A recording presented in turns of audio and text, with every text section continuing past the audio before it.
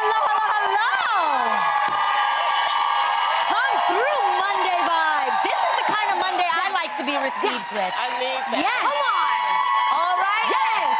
The spirit is up in here. I love it.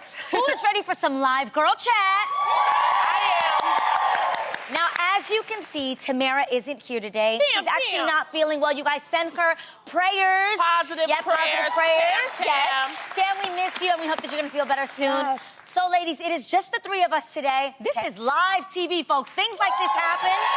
You know, you wake up in the morning. Hold it down, guys. Hold it down. Hold it down right here. Boom. So, the three of us are ready for some girl chat. The question is, are you? Are you ready? Now, do not forget to head on over to The Real's Instagram page at The Real Daytime because you guys have to use the hashtag Girl Chat Live to make sure that your voice is heard. We love hearing your comments. We love it when you're a part of Girl Chat.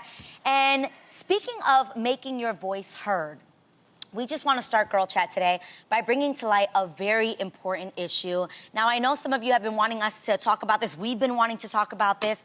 CNN broke a story several weeks ago that migrants and refugees from several African nations are being intercepted and sold into slavery in the country of Libya.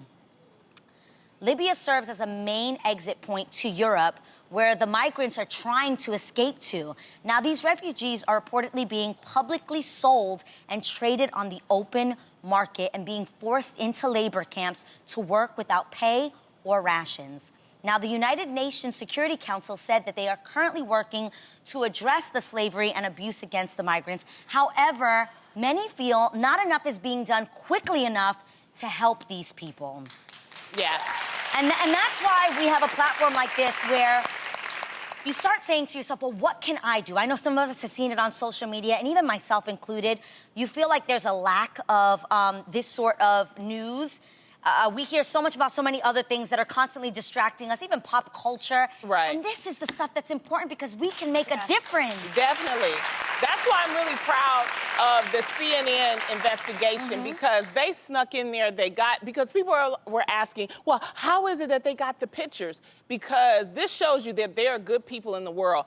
Whoever was in there was sneaking pictures out. Then CNN went to go investigate it, and then they had to sneak out. And so now the word is now getting out. So. Which is essentially risking your life. Yeah. Risking their lives. To be actually present in a slave auction, in that moment, you could be killed. If somebody's going to slit your throat in Libya, guess what? Ain't nobody going to save you. Right. No authorities are going to come and capture anybody who's hurt you. It is a lawless country. And it's real easy for people to look and say, well, this is 2017. Slavery is happening. There are things happening in this world that we don't know about. That's why it's important for us to keep focused. There are three things that you can do to help keep focus on the situation. The first thing is we have to keep pressure on the United Nations to try to fix this mess. Not just Libya, but human trafficking in the world. Human trafficking is now becoming the second largest dark trade. It used to be drugs and then weapons and then human trafficking. You guys, over 42 million people are trapped as slaves today. It has now replaced weapons and is now the second largest dark crime. People being sold, used as a commodity. And what you have to remember, too, is that these migrants, see, a lot of people don't have cell phones. They don't have the news the way we have in the United States of America. So when you want to talk about your country, sometimes you got to look at the good that's happening in this country because we're able to talk and disseminate information. Now, the second thing that you can do to fight the root cause is support. It's an international group. It's called the IOM, International Organization for Migrants. They are actually fighting within Libya by trying to get these detention centers that they put the migrants in, and that's where the migrants are being sold and things like that. This group is working to try to fight all of that. So as well as the UN, support the IOM, and lastly, social media. A lot of times, like on Facebook, these so-called captors allegedly are working through like Facebook and Twitter to send messages to the migrants' families to ask for ransom and things like that. Write to Facebook and say, hey, we do not want this type of support to happen. So that's what you don't can want do. to help them. We don't want to help them.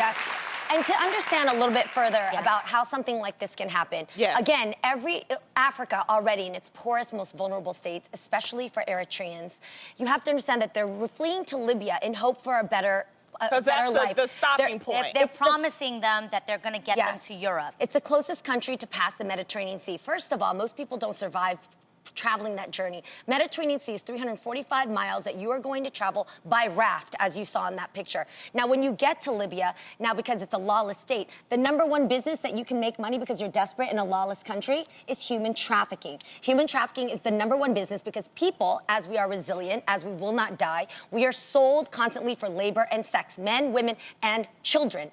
And I even have an Eritrean friend who happened to receive a phone call. She's European, and she got a phone call from her family members desperately asking for ransom money. And when she couldn't help them with the ransom, the phone was left off the hook as she listened to her own aunt being raped, beaten, and tortured on the phone. These are the type of ransom threats that people are getting.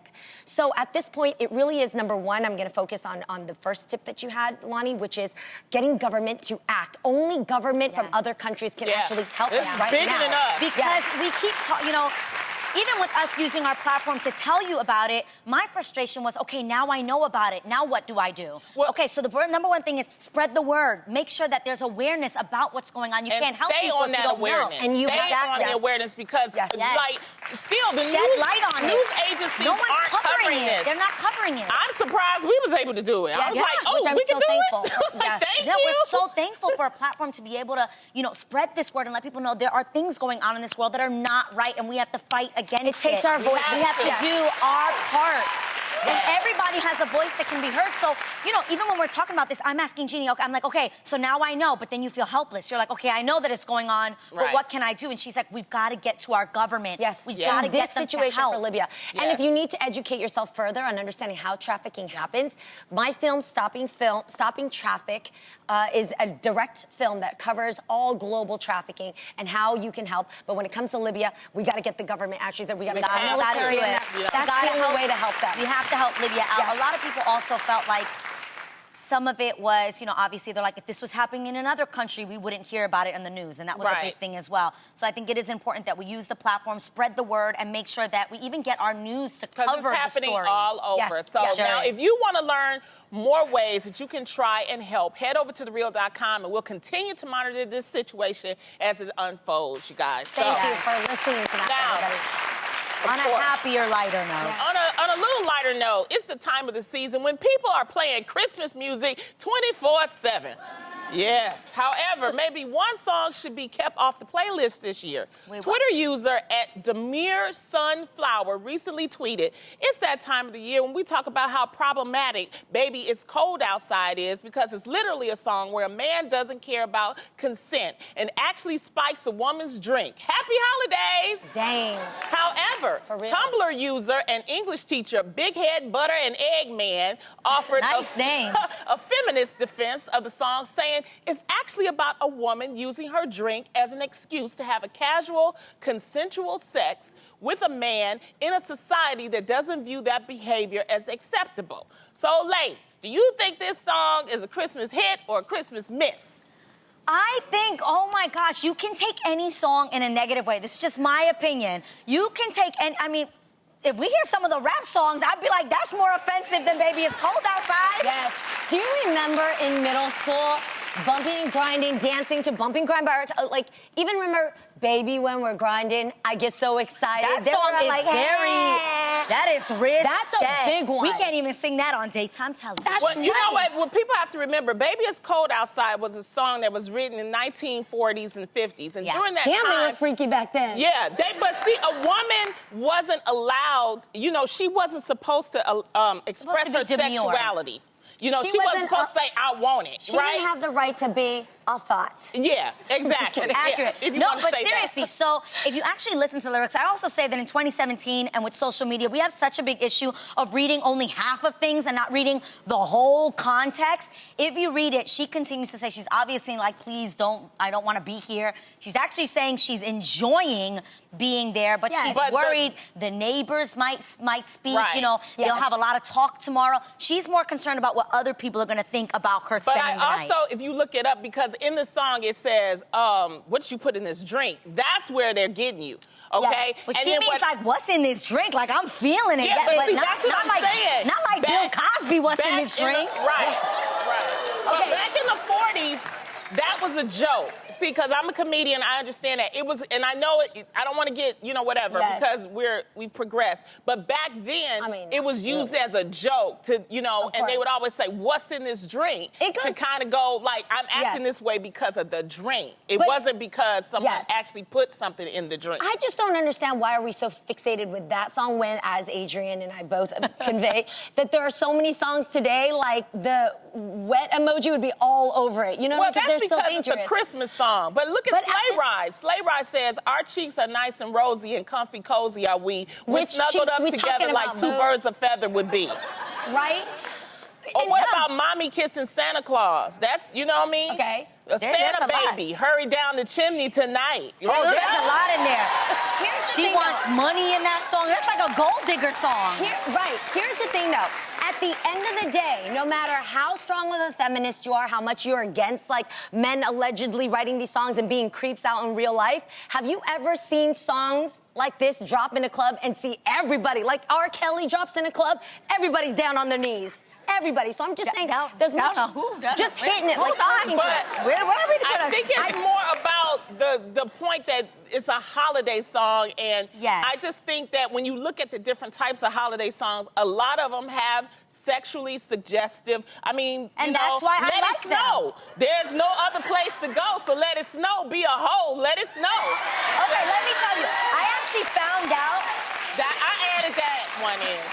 I found out about Baby It's Cold Outside being risque when I was recording my Christmas album. My husband Israel told me, like, this is considered, like, people want to ban this song because they say it's like people are like drugging each other or whatever. Right. And so, because I'm a crazy person like I am, I was like, wait, this is saying what? I'm like, people are saying this is a bad song. I have to record it. Right. So we actually did it. Me and Israel did a bachata version of the song, which I love.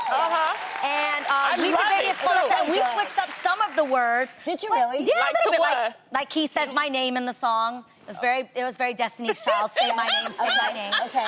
And we also added Juan Luis Guerra's Frío Frío to the song, a Spanish song that talks about it being cold. Frío Frío. Yes, it's cold. Okay. All that to say, I think sometimes you just gotta laugh at stuff like this. Everything isn't so serious. It's the holiday season. Lighten up a bit. Yes. I think it all depends on the intention behind it. If you're singing the song with bad intent, it's a bad song. If you're singing it with good, positive, pure intent, it's a good, positive, pure song. But what I do like about it is that it shows how we progress as women when it comes to expressing our sexuality. Now we don't have to hide. If you see something you want it, like, I'll tap that. All right, I'll tap that. You have Kaya. The Lil' Kim. My neck, my back. Yes, exactly. Lil' Kim's, Nicki Minaj's of the world, we thank you. Okay. There you go. All right, so if it's really cold outside, you'll probably want to hurry home to warm up. Yes. But what if you can't because of a slow walker in front of you? Okay, according to the New York Post, one UK mall has installed a fast lane reserved for fast walkers, only to help combat window shoppers who move way too slow. You know what I'm talking about, right? Because we all got somewhere to go. The fast lane was created after MasterCard kind of put this together, and the research also found that the average walking speed slowed down by 21% during the Christmas shopping period. So, ladies, would your shopping life be better spent in the fast lane? Yes. Yeah, right? Yes. First of all, I'm a New Yorker, and we walk fast. We like to get places where we're trying to go. Yes. I don't have time to be lingering. Yes. And number two, you guys know that I hate shopping. Like, I am this kind of shopper. I know exactly what I want. I'm going to get in and I'm going to get out. I don't need to be walking around and staring at all the stuff I can't buy or can't afford. Well, you're going to be mad at me because Are you a slow walker? I be enjoying myself. Lonnie, looking at everything you can't buy. I done went and got my Cinnabon, and I'm looking at I'm like, ooh, look at that, look at that. No. Look, if you got a problem, just say, excuse me, okay? And move me out the way. Why should we say excuse me when you should be nibbling on your Cinnabon over to the right? No. To the right. No, because I like to enjoy the whole scene. I like the whole scene, and I get the feeling, and the Christmas spirit is coming. Yes, and you can get that Christmas spirit in a hurry. See, it's people like Lonnie that legit give me P.R.R. Pedestrian Road Rage. I don't like it. No, it's not okay. Did you just make that up? No, this is real. P.R.R. How many people here suffer from P.R.R.? Well, now Lonnie putting like syrup on her Cinnabon, taking selfies over the Christmas decorations. I'm enjoying my life. I can't help because you can't enjoy yours. How about this? The worst, though, is when people are hungry and you get in line at like a fast food restaurant like Chipotle. Don't you know by now that you pick your tortilla and you move to the right?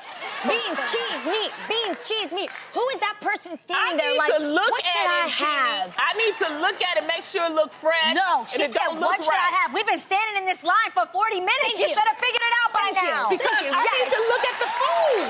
See, and that's why, thank God for my people. I love you. Over at Panda Express, we made it real easy for you. We show you 1 item, 2 item, 3 item. Which one? Go. Go. That's it.